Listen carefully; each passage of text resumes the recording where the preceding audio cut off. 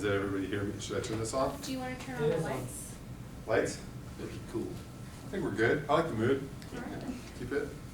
I'm Michael Searle. I'm a steering committee member of Texans for Accountable Government, and this is our kind of legislative workshop on civil asset forfeiture. I guess I can introduce the gentleman to my left. This is Derek Cohen. He is with TVPF, Center for Criminal Justice, and here on as a personal interest of his as well. And then to his left is Matt Simpson with the ACLU.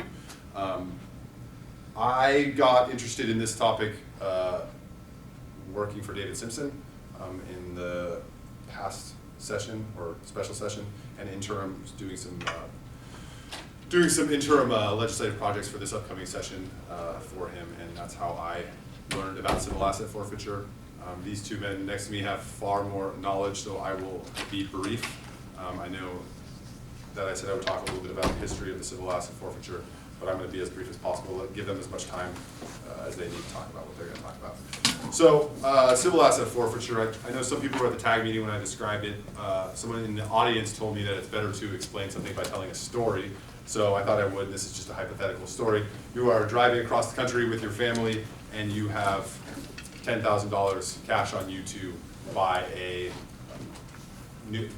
used car, and you just want to pay cash for it because you don't like the fractional reserve banking system that we have. You don't like to pay it with credit. So you are driving across the country and you get pulled over for swerving or excessive speeding because you're in a hurry, and the police officer who pulls you over has a built-in incentive to have a suspicion that you are committing another crime, because if he has a suspicion and if he can show that suspicion, he can take that $10,000 from you and use it for law enforcement purposes. Depending on which state you are in and how it was taken, and they will get into this further, they can then use those funds for their own budgets to buy whatever they want, whatever they feel is necessary. Civil asset forfeiture, historically, I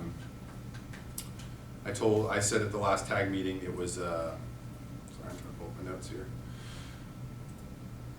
It was, it started as the British Navigation Acts. If the acts were violated, then the ships or the cargo on board was taken. It was used pretty extensively during Prohibition, during alcohol prohibition, and then the practice really exploded in the 1980s during the war on drugs, which most police things did. And now we are, I'm sorry? Yes. And now I'm going to pass it over to Derek Cohen. That's really all I have for now. At the end, I will talk about what bills have been filed, the appointments to the particular committees that we'll have interest in for these issues, and I'll talk about those a little bit later, but I'm going to pass it over to him. He knows way more about these subjects than I do.